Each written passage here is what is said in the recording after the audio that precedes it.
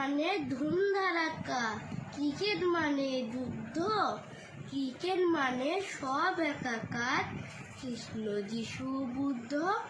Cricket মানে দোকান বাজার, অফিস টফিস ফাঁকা, সাত সকালে বন্ধ অটো, ট্যাক্সি বাসের চাকা। ক্রিকেট মানে মাধ্যমিকে পড়া উঠলো শিখে, 5 বছরের তিন্নি তারও নজর টিভির দিকে।